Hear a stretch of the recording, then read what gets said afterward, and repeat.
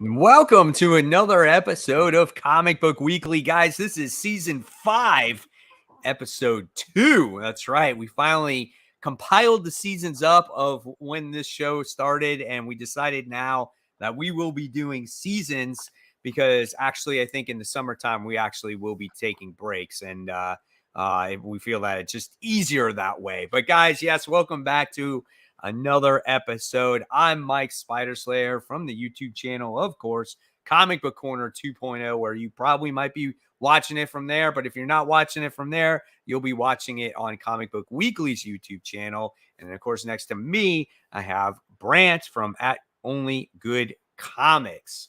Yeah, what's up, everybody? It's good to be here again, and actually got everything together this time. I'm ready for the show, so let's do it. That's good. Yes. And like we said last week, we did warn you that Kat was not going to be here. So she will be back next week, and all three of us will be together once again. So Mr. Negative says hi. The Black Knight says hi. We got the name changes is on. Get the Key Comic is on. So thank you guys for tuning into the show. We are going to have a nice discussion when it comes to DC, Image, Marvel Comics, maybe some of the other independents out there. Once we get through some of these few news pieces that we have, and then we're going to talk about this week's comic books just in general. So we're going to take it away. We're going to kick it off with the news. Yeah, so let's do it. Like Mike said, we don't have a whole lot of news this week, but and I forgot. Man, it's trailers and teasers, man. I always forget to watch them. The very first one, we'll start with the media news because we only got one piece, which is the Scott Pilgrim anime teaser. I was actually excited for this. That's the one thing I forgot to do. I'm sorry, Mike. So what did you think of it, though? It was all right. I mean, it didn't really, I guess, give a lot. You know what I'm saying? It was just them just running around and shit. It's kind of like what you expect in like almost like an anime show, and that was it. It was kind of cutesy. It was fine. It was nothing that really knocked my socks off right from the start. Yeah, I'm kind of watching it right now, and I see what you mean. I get the vibe from. I never read the actual comics. I only watched a live action movie, which I really loved. Right. So yeah, it's kind of giving off that vibe, though. Obviously, you can do a lot more with the animated thing than you can live action. So, but yeah, very comic booky though, with all the Biff Bam Pow kind of stuff. Yeah, exactly. So, that's cool. All right. So moving on to our comic book news, then let's see, where do we want to start? We will start with Archie has a new superhero coming up. So and I don't.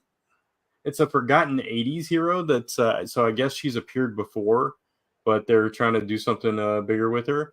And what I thought was cool, the name is Darkling, and it comes out in November.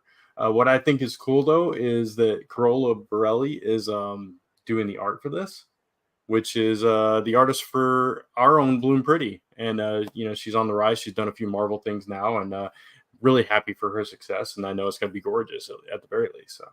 That's cool. That's really cool. The reason why I checked this off, because I was curious to see if you actually knew this particular character, and I'd never heard of this character before.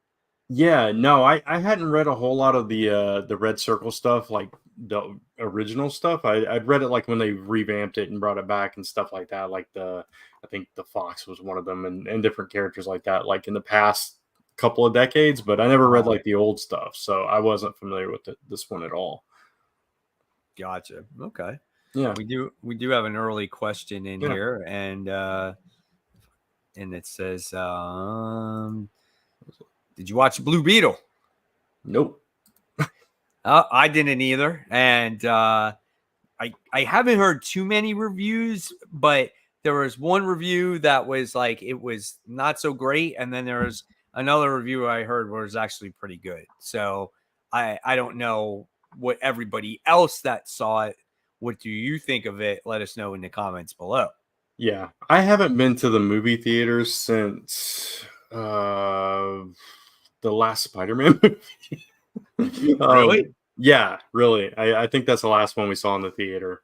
It's just, with everything going on in life, we just haven't had a chance to get out to the theater yet. So I really wanted to see Transformers in the theater. I wanted to see Guardians in the theater, and it just didn't make it work. We just watched the Mario movie this past weekend, so that's how behind we are. What'd you think of it? Oh, I loved it. That was great. Yeah, it was a great movie. I Yeah, really it was. enjoyed it too. Yeah, I hope they make another one. Oh yeah, they will. Yeah. Tevia says, so what's going on? Just doing our show, Tevia. That's all, man. Yeah. No, then we had this question here. It says, hey there, everyone. This morning on METV, they showed the best cartoon rivalry ever. My question for you two is who of which comic book characters have the best of rivalry? I just because of the longevity and all the history, I would have to say Superman and Lex Luthor. Honestly, um, I think Spidey and Doc Ock is a close second for me, but Yeah. Superman and Lex, it's just so much, so much material that you could go back and lean on that with that. So I mean, you got like the Fantastic Four and Doctor Doom. yeah, that's a good one too. That's a really good one. Captain America, Red Skull. Yeah, yeah. There's a lot. Yeah. I mean, there's even Spider-Man and Green Goblin. Well, Batman and Joker. Batman, Joker, yeah. Yeah. That'd probably be the most, right? Yeah, Green Lantern and Sinestro. Jeez. I don't know. There's a lot. Spider-Man and Venom. Yeah, there's definitely a lot. So yeah, that's cool. That's a good question. I like that one. Mm-hmm. All right. All right. Let's move on to the next news piece then. Oh, nobody marked that one. Let me get rid of that one real quick. So, yeah, man, we almost threw all these already. So Larry Hama is continuing the epic G.I. Joe Real American Hero run at Image. We saw him, he did the entire Marvel run, which ended at 155, picked that up at IDW with 155 and a half and ran that through 300. And now this November, he's coming back with 301. So this series is never going to end. Larry Hama is going to be eternal and immortal and all that stuff. He's just going to write it forever, and I'm happy about that. So there you go. Honestly, I think that's really cool. I mean, you don't get to see that in comics where you have the same person that writes an entire run like that. That's stuff that you hear about in manga, right? Where the same guy writes the same story until either the story is complete or the person dies or whatever happens. And that's awesome because then they get to tell the story the way they want it and the way they want to develop the characters. And I wish more writers would actually do that. Like they're that passionate about a character, and then when it ends, it ends. But that's really cool, man, that they're doing that. I am so excited. And we'll talk about more about Image when we get to our main topic. But when I heard that, I'm like, man, that is really, really good. Yeah, and that is a good comment that Joseph Cresta brought up. Chris Claremont had a really long epic run on X-Men, and we've seen it. Dan Slott wrote Spider-Man Forever. Bendis wrote the Avengers Forever. We do see it here and there, but I agree. If there's like somebody that is just like passionate and totally committed to a property, and they get that property, they get the voice of those characters, and they can continue that train for as long as they can, then I'm all for it. Yeah. And people are making a couple of examples there. Like Joseph says that Invincible. Yeah, exactly. Robert Kirkman. And again, that's independent, right? And then he did the same thing with the Walking Dead. You had John Layman who wrote Chew, the same thing. And you got Saga going on with Brian K. Vaughan. So you see that a lot in indie comics, right? But you just don't see that these days in Marvel comics. And like I said, we'll talk more about that going on forward. Yeah. So moving on to the next topic, Speed Force series is going to focus on the Flash family. which I think is a pretty cool idea to do a comic just about the Flash overall family and not just focus on Barry or Wally. I think that's something missing. I think they could have done that in any format. It could have been webtoon, could have been, but I love seeing it in an actual comic. What do you think about this? I think it could be cool. I Yeah, just hope it's not like too like cheesy and dumb and pointless. And I agree. I just hope it's not. It just has to be done right. I love comics that have a family dynamic to it. I just Me hope too. it's just I don't know that it's going to be boring because I Yeah, do feel like even though you have the Flash family, it's like sometimes you need Barry and Wally in there. So, true. I don't know what to expect out of this. I'm not a like really in-depth Flash person, so Yeah. I don't know the characters well enough to see if it is going to capture my interest, but I'll probably check it out. Yeah, and I'm not familiar with the writer either. Jarrett Williams. I'm not familiar with the writer. Danielle Di Nicola is a fantastic artist, though. I recognize the name. I know I like the art. So, um, and I like Wallace. I think he's a good character. I think he's been handled fairly well since his debut in the comics. And but I agree with you. I hope it's good, and I hope it's like long form stories and it's not anthology stuff because that kind of will take me out of it. So we'll see what happens with it though. Yep. And then we have Amazon. Speaking of webtoon, Amazon is jumping into the webtoon market beyond just Comixology. They have created a brand new platform that they're calling Fliptoon. So this is a webtoon competitor, basically. Right. And right now, I think it's only being released in Japan. So Mm-hmm. it's not even here in the US, Right. but they're testing the market there. And you know what? I think that could be a really cool idea. I mean, listen, it's just there's a lot of stuff out there that's going online these days, and it's inevitable that I feel that unfortunately the comics will be digital. And it doesn't surprise me that Amazon is going this route, Yeah. Yeah, I mean it makes business sense, right? Like Yeah, they've got their finger in every other aspect of everything like that, right. digital media. So why not test out this as well? And on the creative aspect of it, it's yet another platform that will hopefully, potentially, if it succeeds, be an option for creators to get their work out there. Yeah. And that's never a bad thing.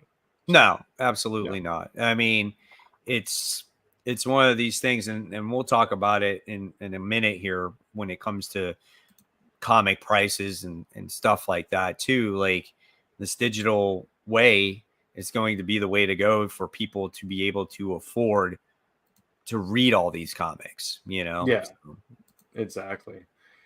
So let's Tebby actually had a comment, asked us a question actually. Favorite kid characters from either big two.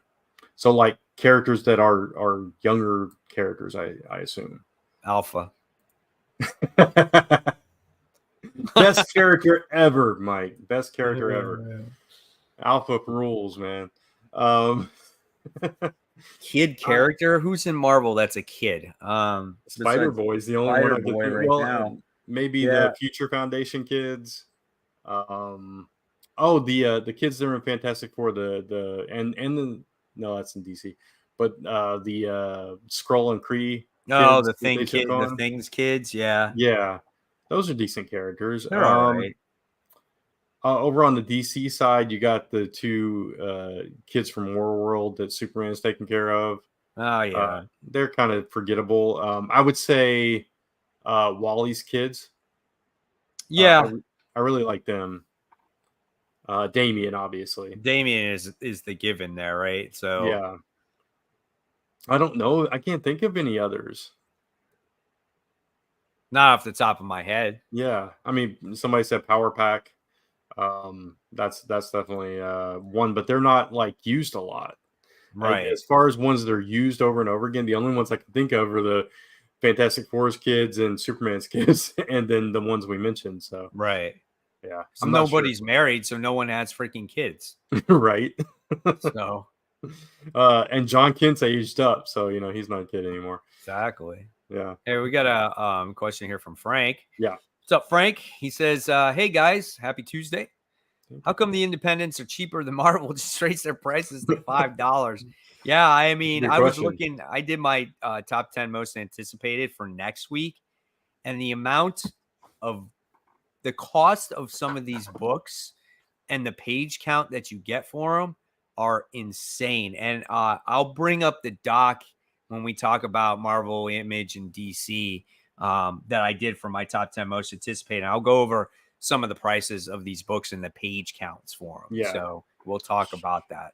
Short answer, because people will pay the prices for Marvel. Period. End of story.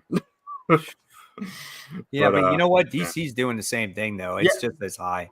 Yeah. Well, I mean, people will pay for DC and Marvel. That's, Yeah. I mean, just short little tangent. It's obviously more expensive for indies to create the books, so it's more justified, especially the more indie you get. But Marvel and DC, it's good for business, right?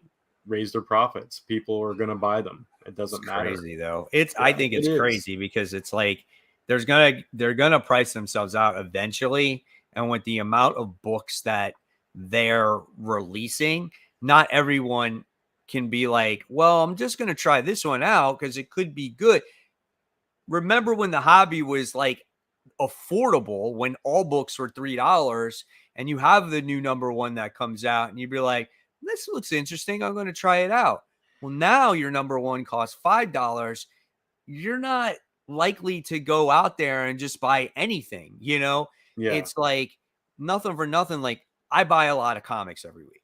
That's me. I'm fortunate enough to do that, right? And Right. YouTube helps me balance out the cost, right? It's kind of like a washout for me. Like, I don't make really any money from YouTube because I spend all the money on the comic books, right?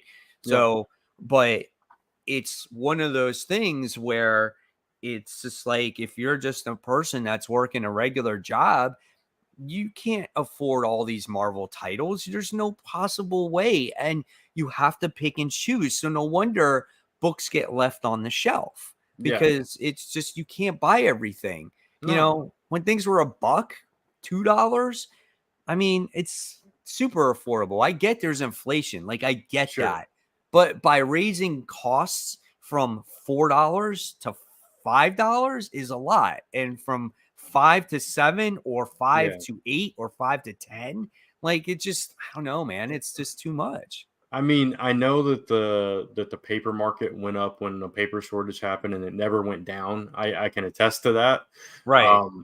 So that does affect things to a degree, but when you're printing in the volumes of a Marvel and DC, it's still negligible, and so it doesn't make a whole lot of sense. And on that note, this comment here: some comics need to be cheesy and dumb. It's talking about the younger audience comics that we were talking about earlier. Yeah. But if they were doing that, trying to attract new and young readers, their comics wouldn't be $5, $6, $7, because that's, no parent's gonna spend that much on a comic book for Right. a kid. I mean, think about it. When I was a kid, it was hard for me to get money to go to the comic shop then. Yeah. So it's like, no kid can go into a shop these days and be like, oh, I want to spend my $5 on a comic, when they can get a mobile game on their phone or tablet for free. Yeah. Then you get a ton of replay value in that. Or Or you're going to Webtoon, spend, something like Webtoon too. yeah, Again, or you're going completely to free. spend $50 on a video game, and you can get 100 hours of playtime on it. So Yeah. I'm not saying that comics need to compete in the video game market, but they No. need to be more affordable so people can try out other titles. Like, I wouldn't even care if they went back to the newspaper print. I know that's not going to happen, but some way to make it more affordable is great. Yeah. People will mention, you know, 299 books from Todd McFarlane and stuff like that. That's different. That's his own book. That's his Mhm. decision. He's the partner of Image Comics. So if he wants to make his own book that cheap, again, that is totally up to him. The people in Marvel, that's their decision to, obviously make their books as expensive as they are. Yeah. Yeah, exactly. We could do a whole show on that topic. Yeah. When DC Rebirth came out, the books were $2.99 and some were released twice a week. They do not need to do that again. I bought almost every DC Rebirth title when they were $2.99. Exactly. Like people are more likely to try that stuff out, Yeah. Yeah, absolutely. So I don't know. There's no clean answer to this. It's no. When you're talking about big corporations, especially ones owned by Disney, they're that's like, it has nothing to do with creative. It has nothing to do with fans. It has to do with bottom line. So anyway, moving on to our last news topic, which is Wolverine versus Sabretooth event is coming. It's going to take place next year as Wolverine fights an entire army of Sabretooths. So where do all the Sabretooths come from? Right? I don't know. But, it's kind of interesting because of the history. We're talking about rivalries earlier in the show.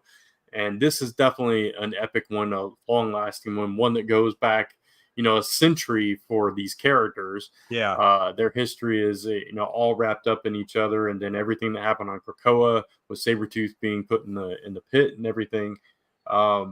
It could be cool. I'm not reading Wolverine right now. It's the same writer. I think he's bringing on a co-writer for this. I know you are. But still, I mean, this could bring people back just because of that nostalgia of seeing Wolverine versus Sabretooth again. Is he still stuck underground? I mean, is that part of his issue? Like the whole Krakoa thing is going on, the fall of X, and I don't know if he's still down there or not.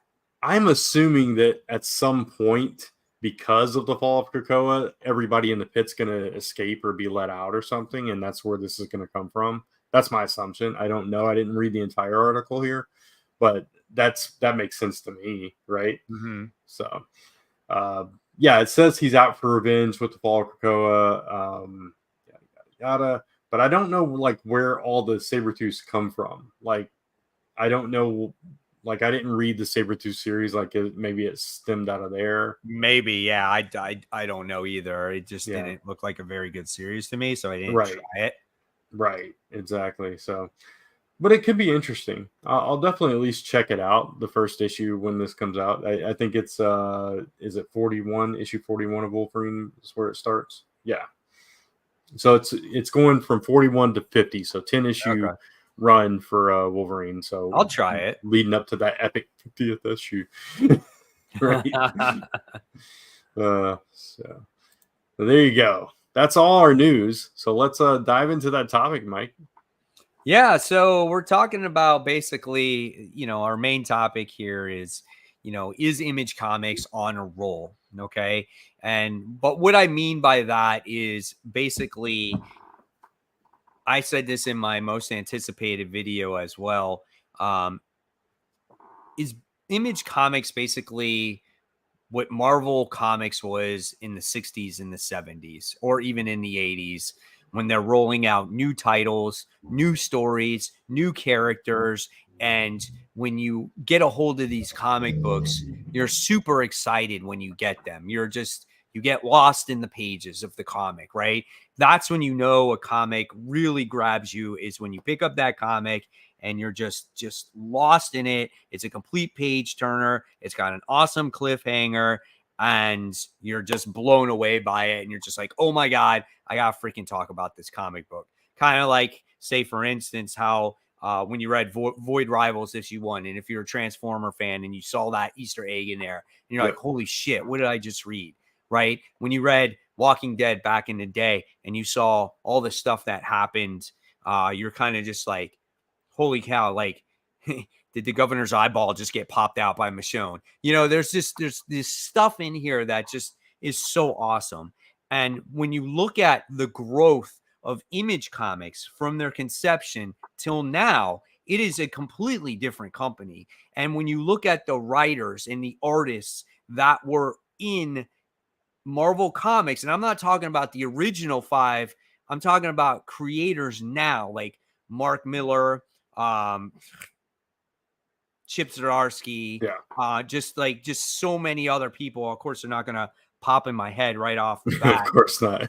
but there's Yeah. so many people that are writing books. Kelly Thompson, for instance, from this Yeah. week's book, like there's so many people there, and they get to do what they want, and it shows you how creative they can actually be, and that really makes Image Comics that much more stronger than they have ever have been, Yeah. and now they've taken it to even a higher level, because not only do they have independent comic books, right, but they have almost like a universe now. You got the Spawn universe, where you got the different types of Spawn books, and they're very affordable, as we're talking about price at $2.99. You got Mark Miller stuff, as he has all his books coming out, and then he came out with the Big game. yeah, that, in the Oh, nightclub nightclub. book, Yeah. $1.99 book, and that was a phenomenal series in my eyes. And then you look at, just like, again, you just look at these The books, massive verse. Yeah. yeah, the massive verse. So you got all the superhero, like Radiant Black, and you got Dead Lucky, and you got Rogue Rogue Sun in Sun. Yeah. there, and you got all those characters, and they come together to make a super massive book. So what they're doing there, I feel, is just very, very special. Yeah, Rick Remender, Jeff Lemire, all these people that wrote titles or stories for Marvel Comics are all writing stories now for Image Comics, and you get to see it more and more these days.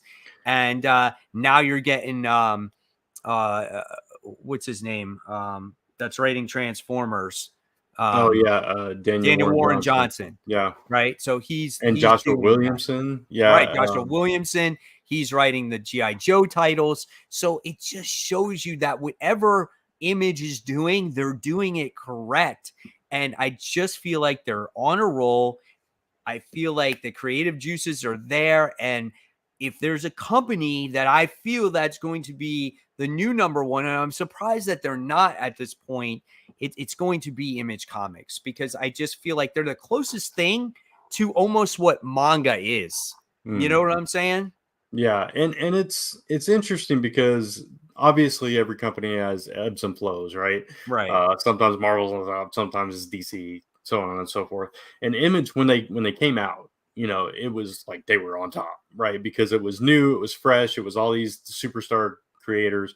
But then there was, an ebb, and there was like some good books, but there was a lot of books that were like, they're okay. They weren't for everybody. But at this period in time and for the past few years, I think they've just been hitting on the right notes at every turn, and they've been putting out a lot of great stuff. They've got a great selection committee that's bringing in top talents, like all those you mentioned, like Kyle Higgins, Scott Snyder, to name a few others that are doing books there. And it's just, I don't know, it's interesting to see where they're at right now. And we mentioned like the Massiverse, all that stuff. You also got the G.I. Joe Transformers Void Rivals universe that's building up as well.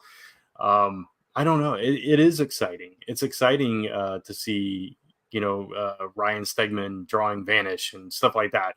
It's a lot more titles that you're just, like you said earlier, eager to get your hands on. And whereas Marvel in particular relying very, very, very heavily on nostalgia right now. And, DC's trying some new things, but they're still very event driven, and it's kind of taking me out. So it's like you got Image and you got Boom and you got some other companies that are just like hitting everything out of the park.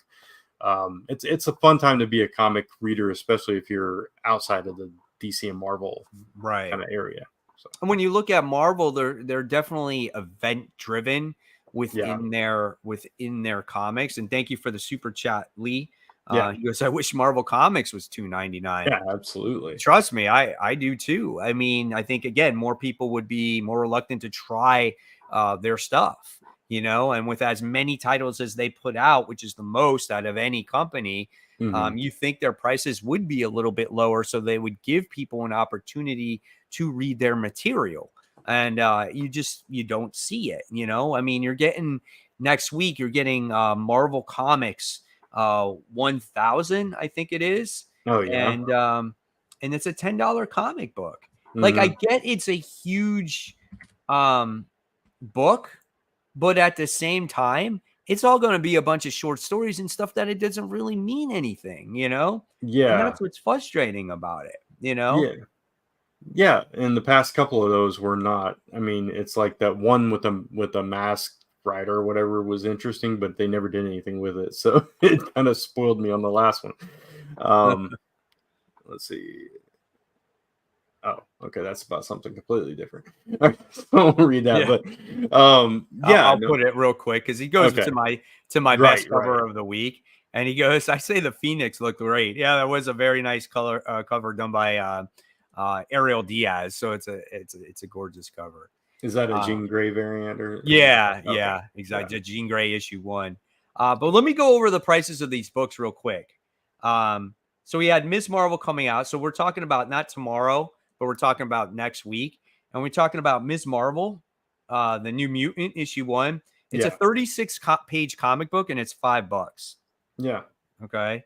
You got Wolverine, which is normal. It's 28 pages, $4. You got that Doomsday Special, right? Which is a one shot.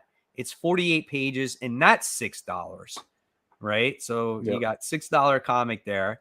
You got the Gotham War that's coming out with Batman and Catwoman. hmm, That's a $6 comic. That's 48 pages. And you know that 48 pages, there's no way that's all going to be one story, right? no, You got Blade, which is normal, $4. You got Death of Venomverse, 36 pages, $5. Ultimate Invasion, 36 pages, $6. jeez, $6 for 36 pages. Like, what is that? Local Man, $5. Noctera, another good story right there. Scott Snyder, right? $4. yeah, The Hunger in the Dusk. That's a good book by G. Willow Wilson. That's yeah, it is, $4. The Hulk is $4, so that's normal. And then you got World Tree, which is $4. So just some of those prices, man, are just I just can't. It just blows me out of the water yeah, there. Like I just like I even have to now really make decisions and be yeah, cautious about what I'm going to buy. And I kind of hate that because I love kind of reading everything just to hmm, help right, other people out there to make decisions on what comic books to buy. yeah, absolutely. You mentioned Jean Grey; it's also $5, 36 pages. Um, yeah, it's I I don't know. I wish it was cheaper. I really do because it's but the whole market is geared towards all of us older people that that have money and want to spend it on comics because we love them so much. And as long as people are paying those prices will stay and continue to go up. That's the thing. Right. So Frank says, why don't they sell ads anymore? That's what kept the prices down. I think, Frank, because they don't sell as many units as they once did. And I yeah, think people don't want to pay the advertisement because, it's not back in the day where the bad comics would sell like, 80,000 copies. Now it's like right. good comics, if you're lucky, Batman, Spider-Man sell 80,000 copies. Yeah. So And it's not the same. yeah, it's I don't know. I'm not at Marvel or DC and I can't see their numbers, their books and all that stuff, but just because I printed comics, I know what they cost there's no way it cost them $5 to print an issue. I guarantee you they're making a massive profit per, but they have expensive creators to pay and all that stuff too. So Right. But going back to Image, if you have all those creators there writing their own independent stories, you can't help it but sit there and say, man, they got some good stuff out there. just a little sidetrack. I completely disagree with this though, because on the indie level, if you don't price your comic at least $5, you're making nothing. Just from experience. So anyway, go ahead, Mike. Sorry. I mean, listen, I don't have a problem with a comic book being $5 or $6 if you get the page worth out of it. Mm-hmm. right? So if I got 50 pages and I paid $5 for it, well, that makes sense. That's a Oh yeah, dollar every 10 pages. absolutely. So that totally makes sense. What I don't like is when you charge $10 for a book and you get a story that's 20 pages long and then you get a bunch of nonsense. Like, Yeah. I'd rather get a shorter story, pay less money than get stuff that I don't want. Yeah. Especially when you're talking Marvel and DC. I completely agree with you on that. Yeah. You You know, got to give me some more value for that. Absolutely. yeah, exactly. So I don't know, man. I do think that Image Comics is definitely on a roll, and I think that if they keep doing what they're doing, they will put a hurt for sure on these other publishers, because these people can continue to write the stories they want over there, and they don't need to Yeah. follow that editorial mandate by Marvel and DC. And that's the trend we've been seeing in the past couple of years, starting with the whole Substack thing and spiraling out of that. You've got a lot more creators going to these other places that have made a name for themselves at Marvel and DC, and more power to them. They're getting to tell the stories they want to tell. Some are really hitting the right notes with their fans, and Mm-hmm. yeah, they're giving us some really quality content that they get to control the outcome of. So Yeah, win-win. absolutely.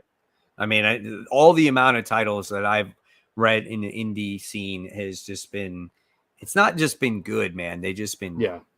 next level shit. And Yeah. part of the issue when I go back to the Marvel or DC stuff is, I think part of the problem is, yes, maybe a lot of it might not be, it is editorial, but I think at this point, people just don't know what to write when it comes to these characters, because it's been done over and over and over and over again, right? When you look Yeah. at Spider-Man, has been around for what, 60 years at this point, and all these other characters, that's a lot of stuff that's been done. That's a lot of history, when it's Yeah. much easier for a creator to write their own material, and Yeah. so that's what's so appealing about these independent comics. Yeah. I did want to answer the big issue is a lot of comic readers would just stop buying comics if they weren't buying from the big two, Mr. Negative says. And yeah, that is a sad but true fact. I think a lot of people are just Marvel or DC fans. So they're, fans of those known characters, and they haven't really gone outside of that to try a bunch of the other stuff. But there's so much content out there. We already talked a lot about Image. There's Boom, there's Mad Cave, there's Dark Horse, there's IDW, there's all the indie stuff, there's the Kickstarter market. There's all kinds of different stories out there that people are missing out on if they are just buying Marvel and DC. But I do agree that is an issue, and I wish people were more open to stuff outside of the big 2. Mm-hmm. Yeah, absolutely.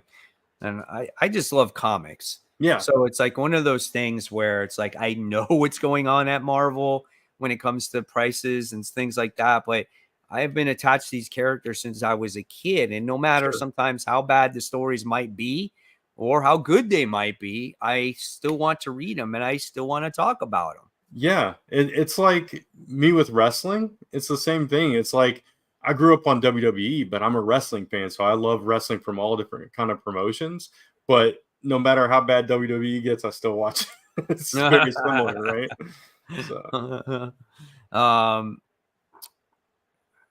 So this is my good friend Ken here. He says Barnstormers. That's I all still he got to says. try that. Yeah, I and it's a haven't tried good it book. yet. It's a good book. It's something different from Scott Snyder, and it's just a really cool book, man. It's gorgeous artwork too.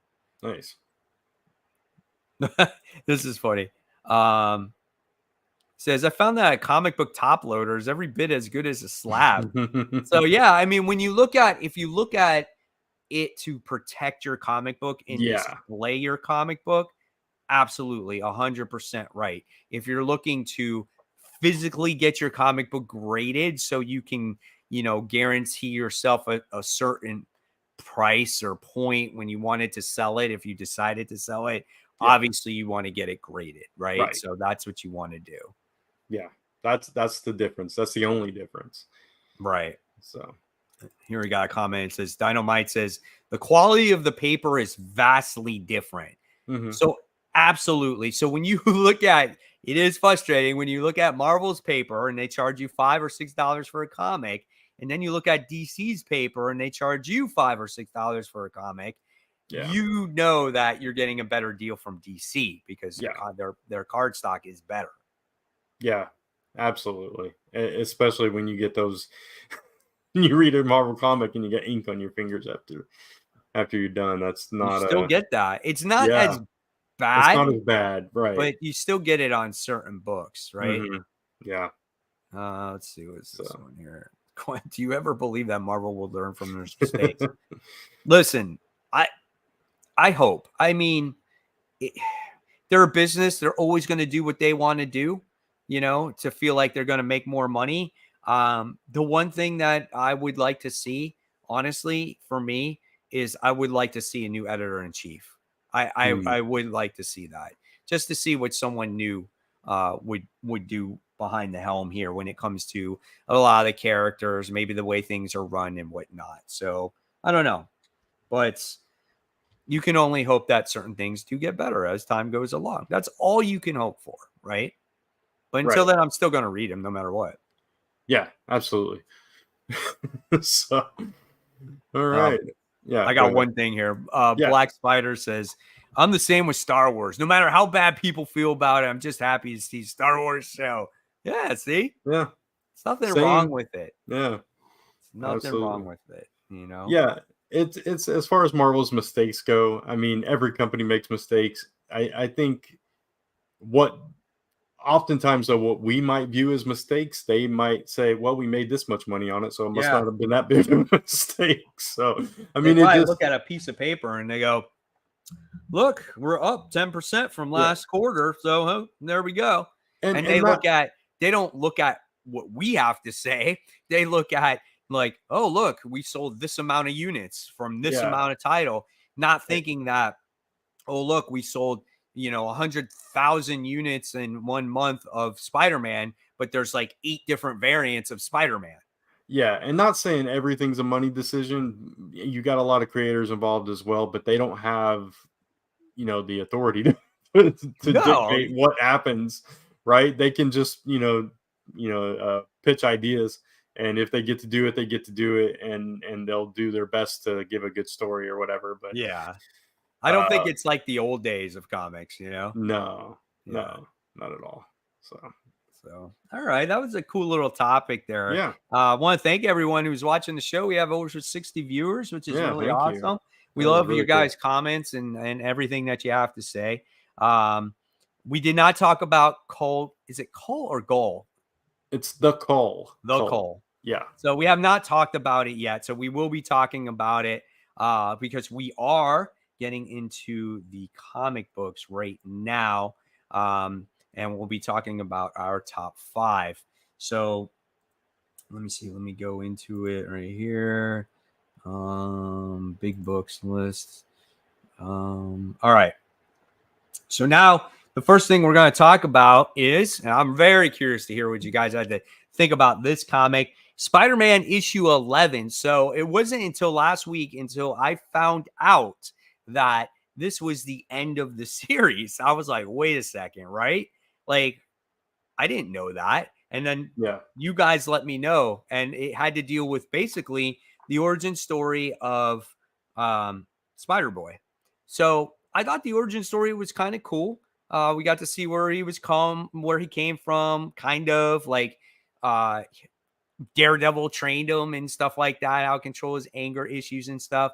I like the artwork in this particular issue. And, it was cool how he had to try to convince Spider-Man, like, where he came from and all the things and how they interacted with each other and stuff like that. So it was kind of cool. yeah. I thought it was fun. It was a fun way to retro fit him into the Spider-Man mythos, I guess. All the stories were like classic kind of stories. I mean, I thought it was fun that the one adventure that changed Spider-Man's mind about him was Big Will of all people. Uh, I thought that was fun and very fitting, and that he's got his own rogues gallery and everything. I still think there's more to this, Yeah. and it's not just like this, forgotten character. I think he's been like force written into Spider-Man's life for some nefarious purpose. I think we'll find that out eventually. But Yeah. it was a fun intro. I think it was more fun than I was expecting. Not as cheesy and not as stupid that I kind of feared after seeing that little teaser. Mhm. So, but we'll see where it goes. It wasn't like the greatest origin story I've ever read or anything. No, but it was fine, and it's kind of Yeah, a lead in into what's to come for the Spider-Boy series. yeah, exactly. So we have Living Nexus who says, "Thanks for the stream." Thanks for watching the stream. Yeah, we appreciate it. We appreciate everybody. The goal is on off to a solid start, and the name changes says top 5, and the goal was everybody's most anticipated It comic of the was. week. Yep. Uh, anyone enjoying Love Everlasting? I don't read that. I don't either. So we loved it. So that's cool. So yeah. And then we got a question here. Infamous Mike Manhattan says, question, what's your favorite horror comic and crime comic from Image? Oh, Oh shit. That is hard. that is hard. Man, what was Kill or Be Killed? Is that I was just thinking of that. That was the one yeah? from Rick Remender, right? Was it Reminder or was it Brubaker? Or maybe Was it? Brubaker. I think it was I don't Brubaker. remember. I Was it think you're Brubaker right. and Phillips? Maybe. Um, that one sticks out in my mind as far as crime goes. It's kind of both. It's like Yeah, crime, psychological, because you yeah, didn't know what this guy was going through, right? right. I think it almost has 2 elements in there that was really good. I'm trying to Yeah. think of a good horror series. Oh, what was that book where the woman's in the house and the house is like talking to her? Oh, oh, the Me You Love in the The Me Dark or You something Love like in the that. Dark. Yeah, Yeah, yeah. That book was good. yeah, yeah. I really like that one too. Scotty Young, right? Yes. Um, that was a good one. Man, I'm like blanking.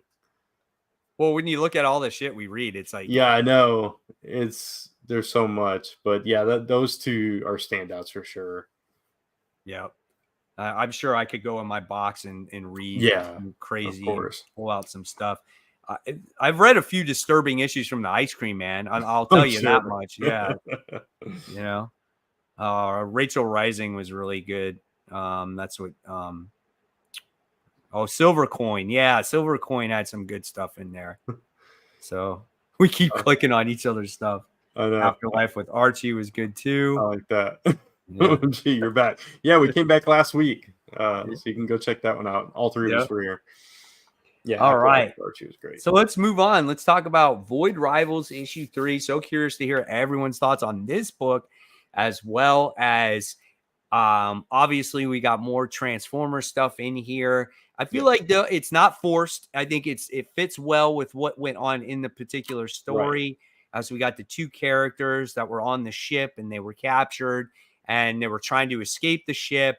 But then we find out that the guy wound up working with them, gave them their own ship to go back home to, which I thought was really awesome because the ship that they built had some crazy metals on it and stuff like that. But when they tried to escape the ship and they felt that they were in danger, they ran into Quintessa? Quintesson? Yeah. Something like that. Yeah, Yeah. I I never can say never their names remember. right. Right. Yeah. Yeah. But when I saw Same. that, I'm like, no way, that's freaking awesome, dude. Yeah. And then you got to see the spaceship from the junk planet. Yeah. And I wasn't sure. You got to see him fight a scorpion, and I was thinking it was Scorponok. I was too. Yeah, I wasn't sure either, and they didn't like really reveal it if it was. Right. So, It didn't. It yeah. never talked. It never transformed. It never did any of that stuff. But that was my thought process there. Same. Yeah, I was thinking the same thing. I was really hoping we'd see some GI Joe characters, but I guess they're gonna wait a little bit. I was hoping for it. I was like, dude, how weird would it be if like somebody was stuck in a jail cell and say like Cobra Commander's there and Destro's there and Cobra Commander's like, what do you gotta do, Destro, to get us out of here? You know? Or And even like one of the stupid like Astro Viper or some some space character, you know. It would have been funny though. It would have been. But I liked it. I thought it was a good issue. And Yeah. the end, though, caught me by surprise. I Yeah. thought for sure that what we were going to see is those two actually work together and, try to be the people leading the change, Yeah. and then she betrays him at the end. I was Yeah. actually pissed off. Yeah, and I was too, but it leads me to believe that like if she tried to, that they would just like kill her. It tells you that her side must be the more ruthless ones, if that's the case. So they're the to make the comparison, they would be the Decepticons. Uh, Right. but we'll see. I hopefully it's a ploy. She's like taking him prisoner as a you know just to keep him safe or whatever. Mm-hmm. Uh, but yeah, it ticked me off too. But it was like they came so far, and now this. But Yeah, it's exactly. it's good so far. I I like the like way they're it. building it up. Yeah, Yeah. We have Black Spider said Void is okay. I really love their coverage. I wish the story was better. I'll get into that in a second. yeah, And Serenity says, tell me when Scarlet or some of the Maximals pop up, then I'll read the book. Okay, Serenity, we know you're yeah, a fan now of Scarlet there. It's yeah. your weak spot there, huh? I mean, I am Yeah. too. So, but yeah, it's a Kirkman book though, right? It's Yes. Yeah, exactly. Firepower, Walking Dead, Invincible. This slow build up, but Yeah. when it hits, when we get to a moment, it's gonna blow your mind. That's Yeah. just the way it is. There's So always big payoffs when you read a Kirkman book. So yeah, literally one scene will be the entire issue. yeah, But again, once you get to that payoff, you're going to love it. And I feel like this overall story is going to be pretty good. And I like how we're only introduced to a couple characters right from the start, because then you, as a reader, you don't feel overwhelmed. And that's what Kirkman does, I think, really well. And that's what he did with The Walking Dead and Invincible right from the beginning, because we only learned about really Mark in the beginning, and we only learned about Rick from The Walking Dead when he woke up in that hospital bed. So right when you get to learn about a character and who he is and what his personality does, then Robert Kirkman will he'll introduce another character to you. yeah. I mean, and so far it's mostly been these two characters. They've been stranded on a planet, so we're only 3 issues in. Just give it some time. I think the story's going to get a lot stronger, especially with all the connective tissue that they're building slowly. So I Right. mean, I'm enjoying it though as a classic fan. So Yeah, absolutely. Uh Here it is. He says, redheads, am I I know. right, Sorry. Brant? LOL, Jean, Mary Jane, Adam Eve, Lucille. Lucille Ball through me. Oh Yeah. god, that's awesome, dude. Yeah, that's so awesome. It was funny, like back in the day when I was watching like G.I. Joe cartoon, I was like, that Scarlet girl looks a lot better than Lady J. I think I like her better. That's what I Right. thought when I was Same. a kid. Oh gosh. All right. Let's talk about Batman Superman World's Finest, issue Yeah. 18. So we get the continuation of this book. This is like we talked about last week. It's a story that takes place between major story arcs right now. Dan Mora doesn't do the artwork on this particular issue. And this is a story with Batman and Superman basically when they first meet. You get to see Clark see like the Batcave for the first time, which is kind of cool. Batman gets sucked in the Phantom Zone, and that was kind of cool too. It was a fun story. The great thing about this comic is that it's always great interactions between characters, and that's what I love about it. Yeah, same. And I love that we did see that, like Superman had already kind of knew, and Batman figured, deduced who Superman was, that he was Clark Kent and stuff. It's just stuff that you would, you know, imagine would be the case. And it was I thought it set up their first like team up and how they became world's finest really nicely. And I also love that this series, in I think it's October, they're going back to Kingdom Come and playing back on the Magog, the David story, bringing all that back. So it's not dropping that thread; it's bringing it back and all that stuff. Right. So, yeah, it's a solid series.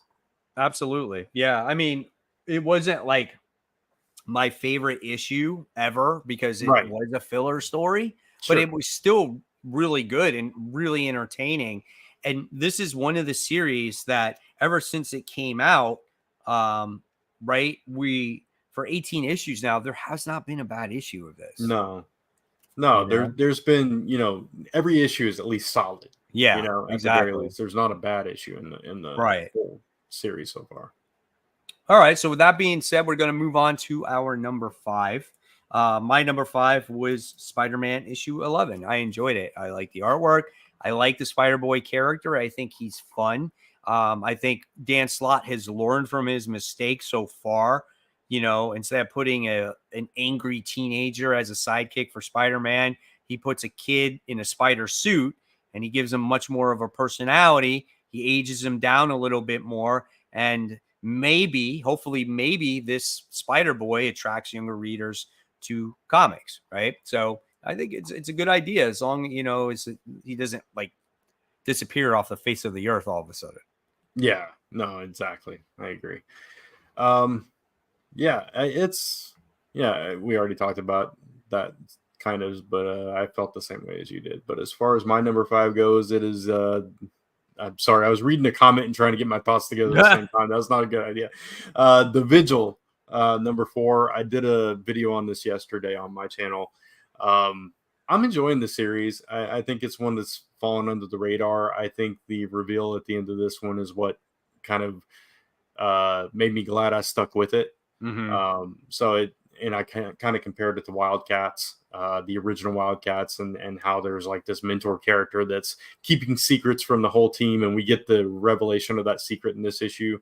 There's only 2 more issues left to go in this series. It's a mini series, so I think it's pretty solid, and I hope these characters stick around. But given that revelation, I'm not sure that they will. So we'll see. I'm glad you like it. I didn't like it after the first issue. Right. It's just not my thing. I'm not a Rom V guy. Yeah. Like, there's very few that I like from him. And for me, I couldn't get attached to those characters after that first issue. So I was like, I'm not going to read it anymore. So, and I completely get that. And I completely agree. I think the visuals of the characters were the first thing that like grabbed me. I kind of like that. And the mystery aspect is I'm always a sucker for it. But yeah, even so, like I was talking about in my video, I couldn't even tell you all the names of the characters at this point, right? Except for one of them I could remember. But it's the overall mystery and what could happen with these characters going forward that has me curious now. So I got to finish it. But yeah, it's okay. Gotcha. It's decent. All right. And Parker Luck says, since you're talking of Transformers and G.I. Joe in Voids, what are your thoughts about the 2 toy properties from the 80s? Do you think Duke should have died like Prime? Well, so that G.I. Joe movie, right, was TV made movie. Yeah. Right. So I don't think they could show someone actually die.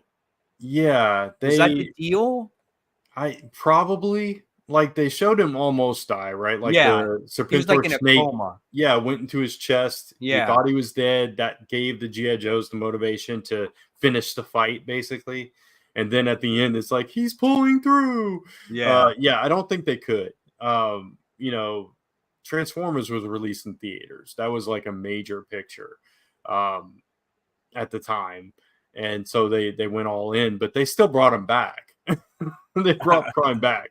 Yeah, but he was like a zombie, like it was like a ghost thing at first, it was right? really and he came back gray, and it was Transformers, like they came out with the movie basically to launch the new toy line. That's what they did. Yeah, to get Hot Rod. Did you ever watch the Toys That Made Us on Netflix? I watch that episode. I think I watched that episode. Yeah. So that's what they're talking about. It's so funny to watch that because he's like, as a kid, you're like, your first 15 minutes, they're all dead. They're all dead. Yeah. And they're like, and I was scarred for life. Like, I didn't know what to do. It was so hilarious. Right. But I remember leaving that movie and I'm just like, everyone's gone. I'm like, I don't know all these new guys. Right. And it's like, as a kid, I liked Hot Rod. I know adults hate Hot Rod because he's such a jerk. Well, I liked Hot Rod. I didn't like Rodimus Prime. Right. Yeah. As Rodimus Prime, he became even more of a tool. But I mean, as Hot Rod, he was cool. He was visually cool, but it wasn't the same. It Yeah. wasn't Optimus. There's no, replacing Optimus. I think the closest they came was in the Beast Wars with Optimal Prime, Hmm. or whatever, Optimus Primal. That's what it was.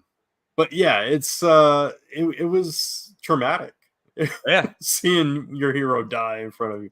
So I think with GI Joe, they're like, yeah, we can't do that. Yeah, Gotta exactly. keep him alive.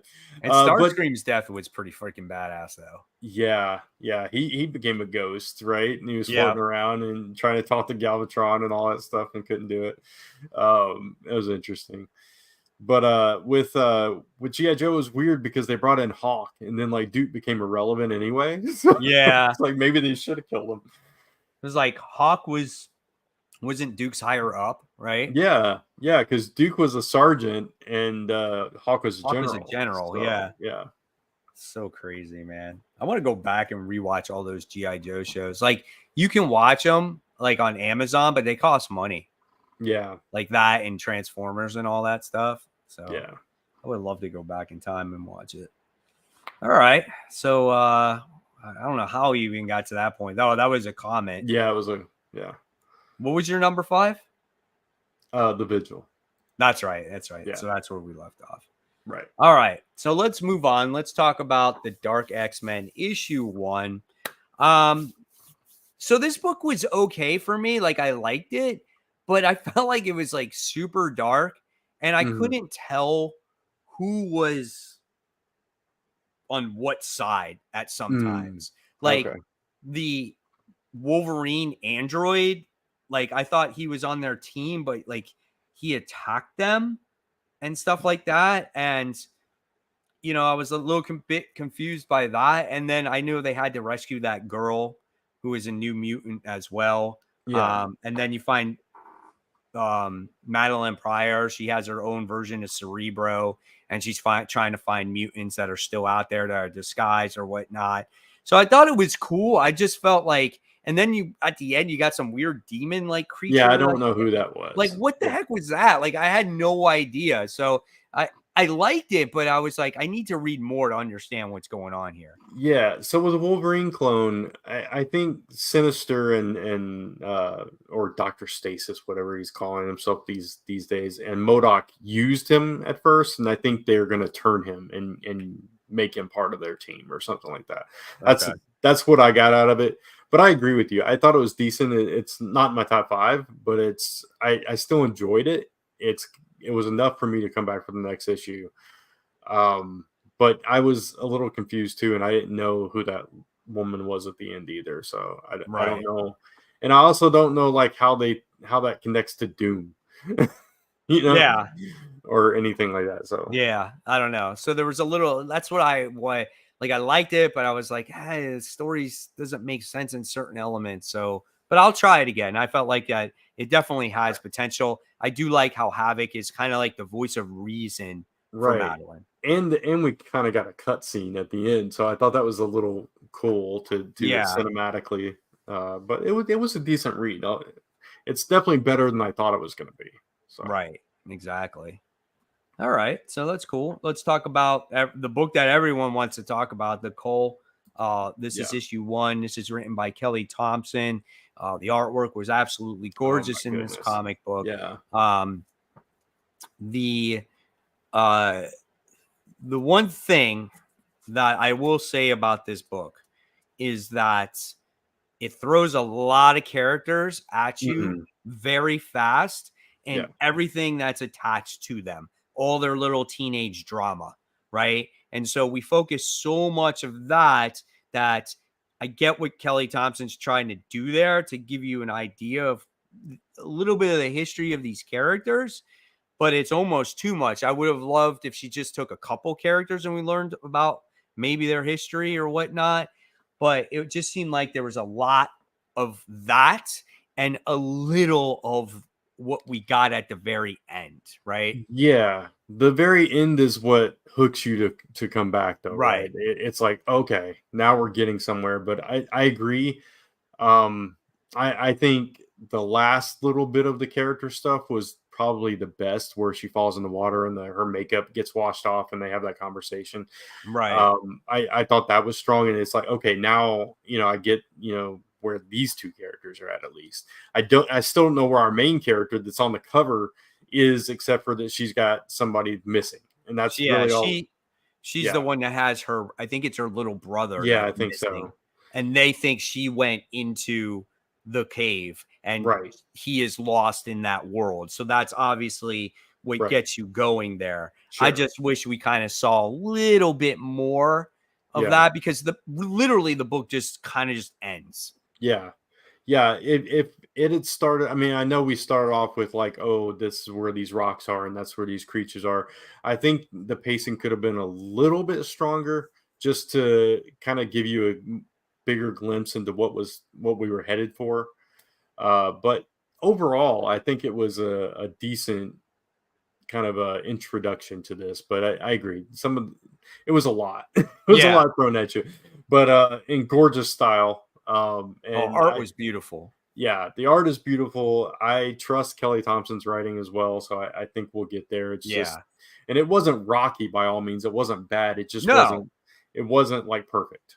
So that's all. it's just a lot. It's just a Yeah, lot going in when you have 5 characters and you're learning about, oh, hey, like my mom's boyfriend is a wife beater, and this girl has a relationship with this other guy, right. and oh, you belong with each other, and this and that, and then it's like, oh, my little brother, he's missing, and this and that. Oh, and don't forget, we're going to the Rock so we can shoot a freaking movie. And then, you know what I'm saying? And then Yeah, you got the main plot there where it's like, oh, look, we got to go through the cave. So there's yeah, all this stuff that's going on, and you're, yeah, again, a little bit overwhelmed by it. And then all of a sudden it just ends. yeah, But again, it was fine. I'm looking forward to it. I think the reason why, and this is my guess, why she's introducing all that drama is I think it might unfold in this world. You're going to see yeah. something going on there. Right. Yeah, absolutely. And there's obviously a plan for it. Um, we'll just have to see how it unfolds. And I don't know. I think that she's created some strong characters here. We just need to slow down and like get to know them a little bit better. Right. Is all. Yeah. This kind of gave me a little bit of a Paper Girls vibe. Yeah, I can see that. I can see that. It was definitely like, I know that the description, and somebody said earlier in the show too, was like Goonies meets this or that, and you do get that. You get Yeah. that kind of Stranger Things, that '80s vibe where a group of kids get together to do something, end up in the strange world, facing strange things, and have to deal with their drama in the midst of it. It's very '80s in that way. Yeah. So yeah, I'm looking forward to it. I'm a sucker for those kind when they're done well. So yeah. Cool. Awesome. I got a nice comment here from Rollin. It says, I have to say, though, thanks, Spider Mike. You're the most informative and enjoyable of all. Enjoy your stuff, man. Thank you, Roland. That means Yeah. a lot. It really does. And at least, I try to make a difference in people's comic book lives. Yeah. And if I can save you a buck or two, then then I've accomplished my goal there, right? Exactly. So, or help you buy a comic book. I get a lot of people that'll be like, man, Mike, because you I spend a lot of money on comics. Right. So, uh, but yeah, I definitely appreciate it. I think we got a little bit of information on this right here. That's not a Wolverine clone. That's an Oh yeah. android Wolverine from the 90s. The Maddie at the end of the book was her pet demon, Nightcrawler, is from an alternate dimension. There you go. Oh, okay. See? Yeah. I did know that about the Wolverine thing. I just forgot. But yeah, I didn't know about the other part. That's good to know. Yeah. Thank you. Thank you. All right, so let's move on to number 4. What's your number 4, Brent? My number 4 is Void Rivals. So we already talked about it. Cool. My number 4 was Something is Killing the Children, issue 32. It's a much slower issue because basically we get to see Erica Slaughter break down. She actually breaks down and cries in this issue. Wow. She remembers I don't want to give it away, but she remembers a mentor, and she relives some of these memories, and everything that she's going through is so intense right now. She literally has like that mental breakdown. And it was very interesting to see. And it's something that we have not seen in this comic as of yet. And all as I can tell you, Brant, is you got to catch up. I mean, know. it's such a good book. And it's good to see Erica Slaughter start to have more layers to her character besides being just a monster hunter. Yeah. So, As soon as I can get some extra money to get volume 2, I'll try to get caught up. Like I said, I started collecting the singles at 25, so once I get to that point, I'll be good. I just wanted to address this real quick. Well, because he's in limbo with Maddie, and I thought, yeah, maybe he doesn't belong in an X-Men book, but I thought it was nice to not drop that thread, because if you didn't reference that, then it's like, well, why are we showing Limbo and Madeline Pryor without addressing the chasm issue? Because it's continuity. That's continuity done right, actually. So right, they did do that, which is cool.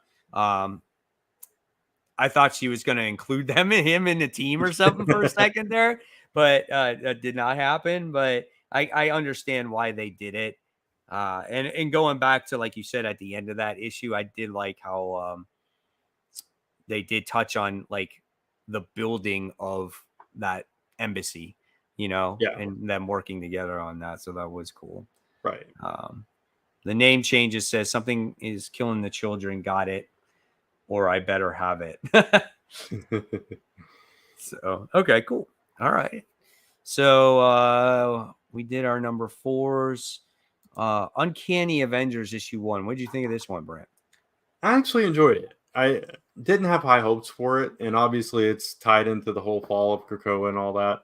But I thought it was a fairly decent way to bring this team together. I thought it made sense. It was a solid read. All the characters coming together, the certain characters that they chose, it made sense that they were together for their different specialties and everything. It wasn't just like thrown together. It didn't feel like that. It felt more organic.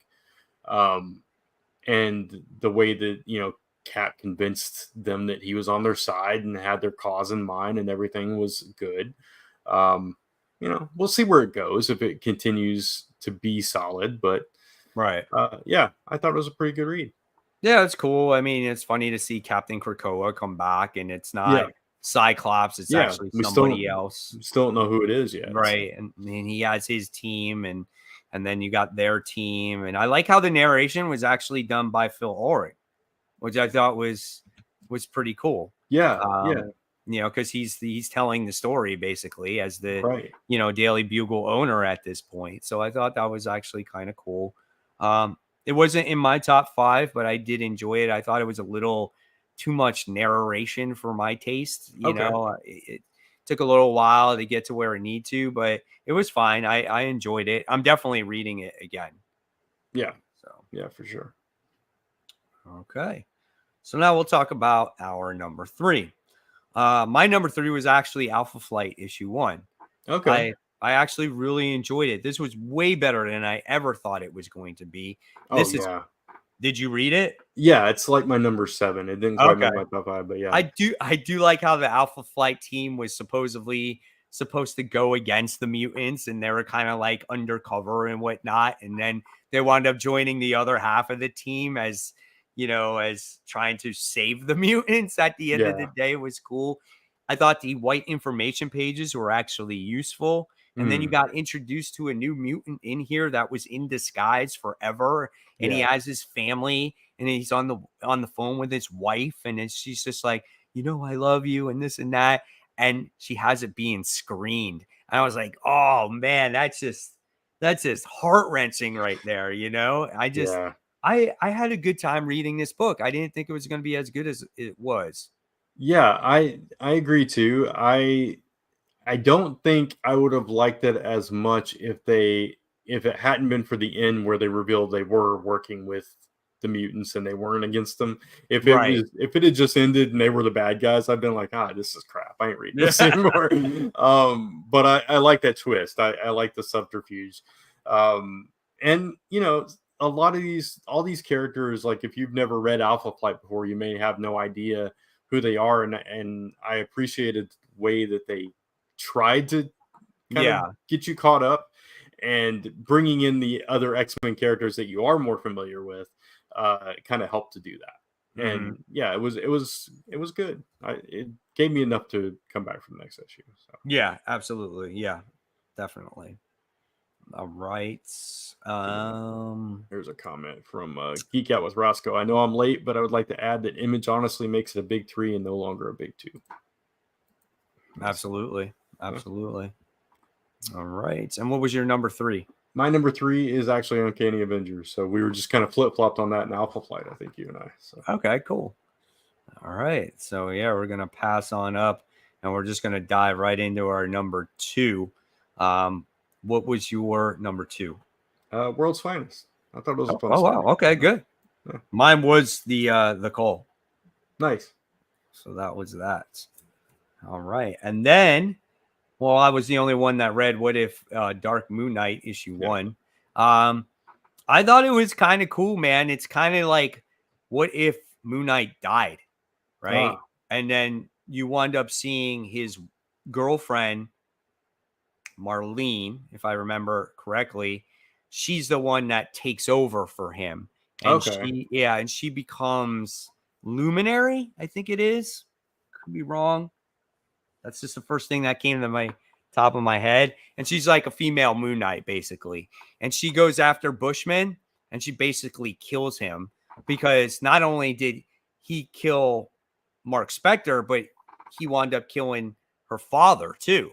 Oh, wow. So in the old pages, I guess, in there. So it was kind of cool. And then you kind of get to see her, like, the powers kind of make her unhinged a little bit and stuff like that. But it was a really solid book. Still didn't make my top 5, but I really enjoyed it. The artwork was top notch in that book. And these What If books have been really solid. So I've enjoyed them. Nice. Very cool. Oh, here we go. I can rely on Serenity for all good information. Forget Moon Knight. It's Sun Knight, the Fist of Ra. But yeah, they call her Luminary instead of Sun Knight in the book. So there we go. Okay. So I was right with the Luminary name. All right. So let's see. What's this comment right here? World's Finest continues to impress. The high quality and consistency is what all comics should really be striving for. It should be in the blueprint and the house art style for DC. Absolutely. Yeah. Comment here. Would you be willing to include others in this chat? Like other chat rooms feature 5 through 6 guests. It's something that it's not unheard of. We've done it before in the past. It's something that we could come together as a group and discuss if maybe one day we would do some kind of contest or drawing where you can, show up on the show. We have done that before. I know a lot of people are not aware of this, but we've been doing this show for years. Obviously, over 10 years. Yeah. Yeah. This is season 5 of just Comic Book Weekly. We had a previous show before that called Comic Frontline Live that we did a long time before this. And then one before that too. Members. We've had other members of the show, and we've brought on guests in the past. So our original cast, I think we had like 7 or 8 people. it was crazy. And then we had doing a show with that many people. When I look back chaos. on it, it is hard. It's very, chaos. very hard. Yeah. Yeah. We had 6 for a long period of time, I think. Yeah. So, but yeah, it's just been Cat, Mike, and I for the better part of the last 5. So, yeah, absolutely. All right. So moving forward now, I guess we're going to talk about that number 1 comic. I'm just going to put it out there. It's Void Rivals issue 3 for me. Okay. And it's the Cull for me. So there you go. So that's a top 5, Mr. Brent and audience out there. So now we're going to talk about the most anticipated. So you're going to kick that one off, Brent. Yeah. So some some big books, I guess, coming out tomorrow. Not as many big books as I would hope, but I don't think like the past few weeks. It's not. We need a week. We're just gonna get dropped where we have like 30 books, and they're all gonna be massive Oh, I books. hate that week. I know it, but it's coming. It's got to be coming. The past 2 weeks, it's been great. I've Yeah, had like 12, right. 15 books, Yeah, I and read I have 14 all this my week. books Yeah, read by yeah, Sunday. I'm like, right. yes. When I can get all my books read by Sunday, I am golden. Yeah. Yeah, it's those weeks where it's like 25, 30. Oh, It's like, oh man, you're killing me, people. But yeah, we read too much, Mike. Cat's like, if Cat was here, she'd be like, I had Cat's like like, oh, I 5 read this 3 week. books this week. Excuse me. All right, so I'm gonna go with a book. Excuse me, man. A book that is probably off everybody's radar that I just saw today is called The Schlub, issue 1. Have you heard about this book? What the hell is the schlub? It's from Image, I think. Let me see if I can find the description. I'll read it to you. Do you have an image? Yeah, I'll find that in just a second if I can find the stupid book. It's so under the radar, I can't even find it now. It's probably on League of Comic Beats, like on the bottom of the Yeah, list. that's where I was looking. Yeah, it is from Image. Let me pull up the cover here, and I'll screen share it. If I can stop like with my throat allergies, man. Is it this one? Yeah, there we go. The Schlub. It's Ryan Stegman, dude. I might have put that on my pull list. Okay. It's very possible that I did. That's why I asked you to show the image, because that's how Yeah. I'll remember. You know So- what? Now, just because you're getting it, I'm gonna get it, even if it's not in my poll. All right, so it is Ryan Stegman. He's writing and drawing this with writer Kenny Porter and another artist, Tyrell Cannon. So it's an action comedy. Failing dentist Roger Dalton blames the world for his problems until he is body swapped with the world's greatest superhero. Can Roger save Earth and finally prove to his family he's not a loser, or are we all doomed? It just sounded fun, man. And sometimes you just need something goofy and fun, right? So that is my number 3. I'm looking forward to it. Maybe it'll suck, maybe it'll be great. So we'll see what happens. So let's talk about your number 3, which is a book somebody had in their top 5 in the comments, which I completely forgot about. So, but I am looking forward to it. I like the first issue, which is TMNT Stranger Things issue number 2. Yeah, it's pretty cool. I mean, it's the kids go on a field trip to New York, and they're on that trip, and then they get sidetracked, and then they run into the turtles, and they're just like, oh my god, we're talking to turtles, and then they somehow come across mousers that look like the Demogorgons, right? Yeah. And Baxter Stockman is the one that is making these things, and we find out that he was working with Papa, and it's like 11, I think, knows who he is. So I thought that connection there was pretty interesting. So I'm looking forward to this next issue here.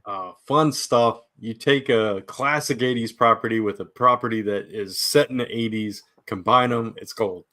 Yeah, and what I like about it is the turtles are wearing their red bandanas. Yeah, classic style. Yeah, absolutely. Love that. It's good so far. So hopefully it'll some of these Stranger Things minis, they kind of peter out. So hopefully this one, because it's got TMNT involved, will be solid.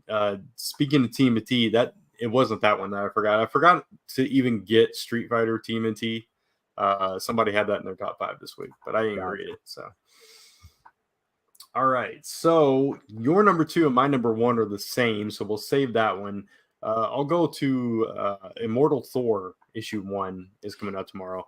I'm curious about this. It's like I'm not excited about it, but I'm intrigued by it. So I want to see what they're going to do with Thor here, because we needed something different for Thor. It was kind of getting tired, the story that they were telling. So I'm really curious to see if this is it. If this is going to be the thing that gets me back into it. So yeah, I mean, when we saw that annual, you saw a glimpse already of what's to come. He's wearing his old threads. The hammer's completely fixed now. I don't know if his dad still talks to him though. I'm not 100% sure on that. Yeah.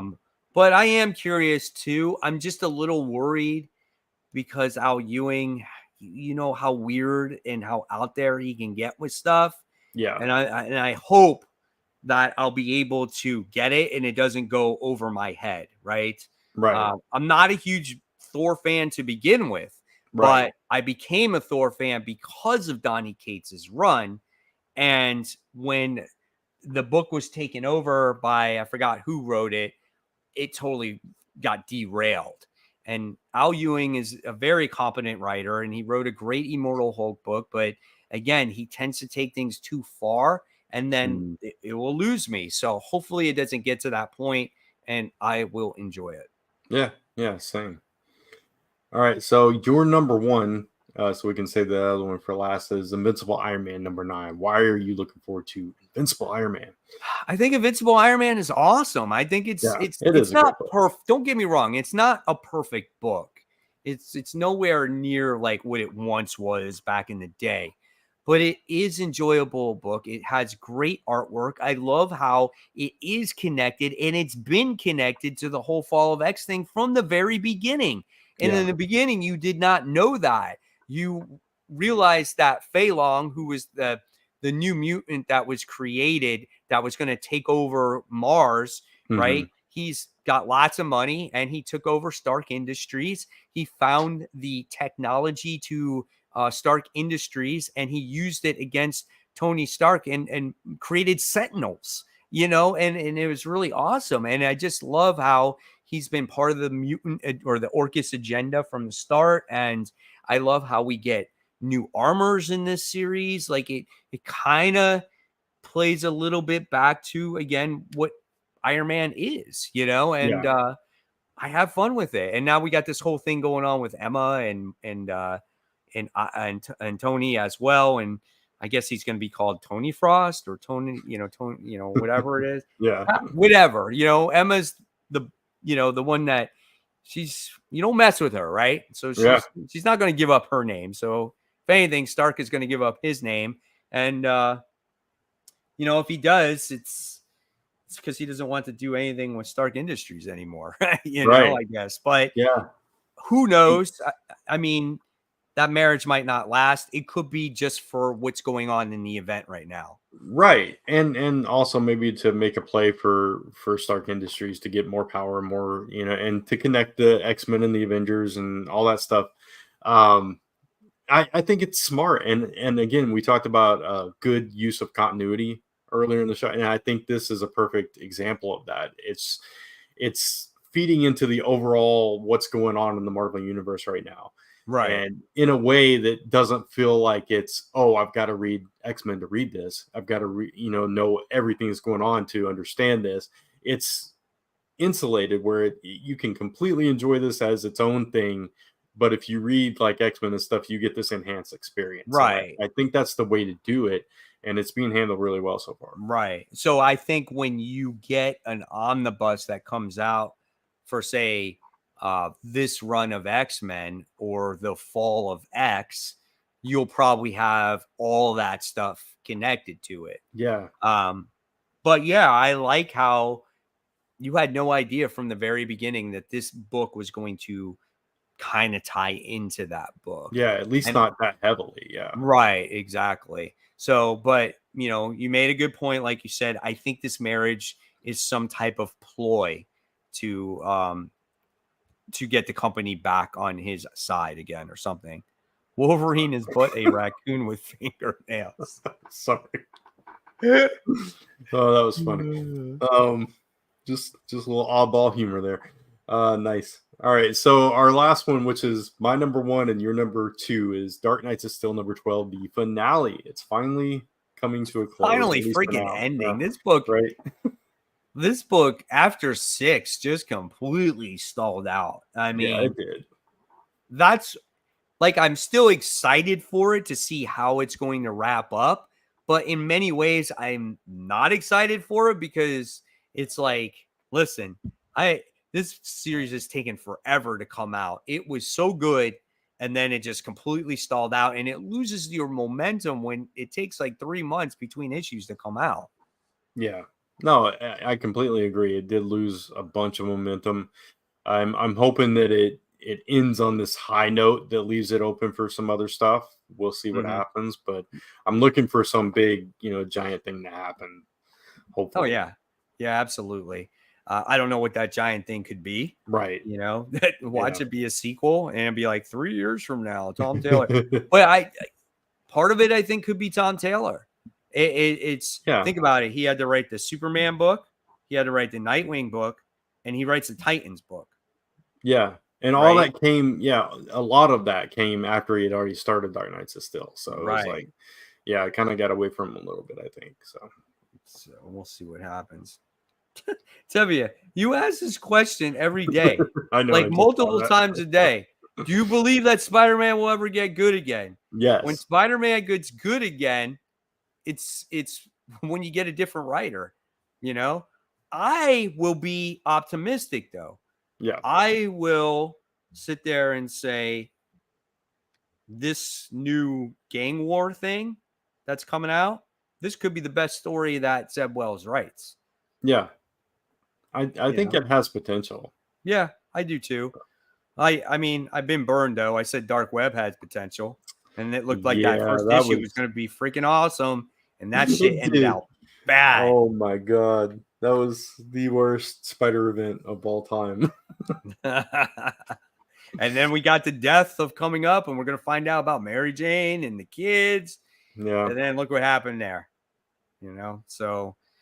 But let's hope that this gang war is better. I feel like the issues that were best written were when Tombstone was in them.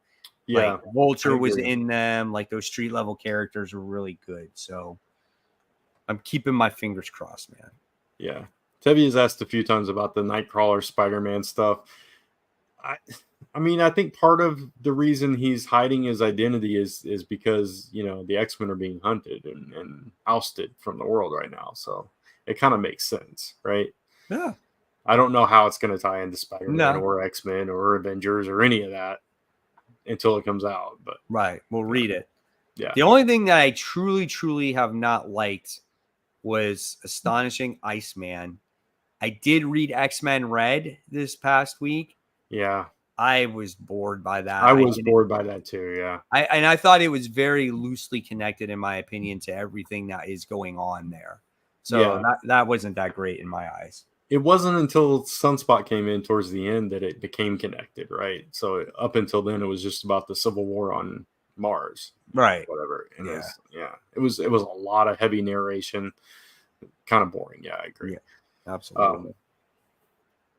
So that's it. That's it for most anticipated, though. Okay, so we got a comment here. Any other comments you guys want to throw out there real quick? We'll do that before we before we close out the show. The name changes says, I will say this: if they come out with a book about Mary Jane being Jackpot, I am not going to buy it. So, well, that is a thing. So you're not. Yeah, you can just skip it then. Yeah, I'm interested to see what she's going to do as that character. Yeah, I am too. I don't have a problem with Mary Jane being a hero. Like, I get that a lot of people are used to Mary Jane the way that she is. But again, sometimes we got to do something different with these characters. And who's to say that with her being a hero, who says that's going to last? It could change at any time. Yeah. I don't love the outfit. They showed, I forget where they showed that, but they showed the new outfit. Maybe it was on a cover or something, but it was on the annual, the Spider-Man. No, no, not the annual. The big issue that just happened, issue 925. Yeah, that's what it was. So we got that. Are you all checking out the new Wonder Woman book coming out soon? Maybe. I still haven't made up my mind. I think is it the Amazon's one? I think so. But that's the one written by Tom King. Is it? Yeah, I think Okay. he's writing it. I pre-ordered the first issue, so I went back and forth. I wasn't sure. At least I think I did, unless I took it out because I was weeding stuff out last night. Do you know the most consecutive issues? The last time I read most consecutive issues of Wonder Woman was when Meredith Finch was writing the comic. Yeah, I it's been a while for me too. Like I tried to get into it when they were doing that whole the last big thing that they did, and it was just so boring. I couldn't get into it. I can't even remember what it was called now, but The whole trial of Amazon. yeah, the trial of the Amazons. Yeah. Yeah, exactly. So I mean, it's hard because I like the characters. I like Wonder Woman. I like Yara Flor. I like, now they got Mary Marvel's in it too, and that's one of the reasons why I wanted to try it out. So it's hard. It's one of those books. It's kind of like Thor for me. It's like it's hard for me to get into it for some reason. So. Yep. All right. Let's see. Any other questions here? While you're looking for questions, I posted in the comments, but since Kat's not here, she's got 8 days left on her Kickstarter for The Beast in Snow #1. They're up to $64,000 right now. Wow. So, yeah, crazy. It really took off. So go check that out on Kickstarter. Yeah, that's really good, man. Yeah. Congratulations Awesome. to them on that book right there. Yeah. All right. I think that's it. I think we're done. All right. So thanks, guys, for watching tonight. We had a lot of fun talking with you. Hopefully you enjoyed our conversation, and you'll stay tuned for next week when Kat will be on the show as well. But until then, make sure you give this video a thumbs up, share it, hit the bell so you don't miss any notifications from us. You can follow us on the social media, which has been updated. We got Facebook. There's Messenger on there. I needed another icon to balance it out. Right. You got X, which is Twitter these days. I think that's an Instagram, of course, YouTube. Again, don't forget to hit that bell. Do all that crazy stuff. Again, subscribe to Comic Book Corner 2.0. Subscribe to Comic Book Weekly. Do all that wonderful stuff. And as always, guys, it's much, much appreciated. Thank you for all your support and watching. And of course, until next week, happy New Comic Book Day, and we'll see you real soon. Good night, everybody. Bye.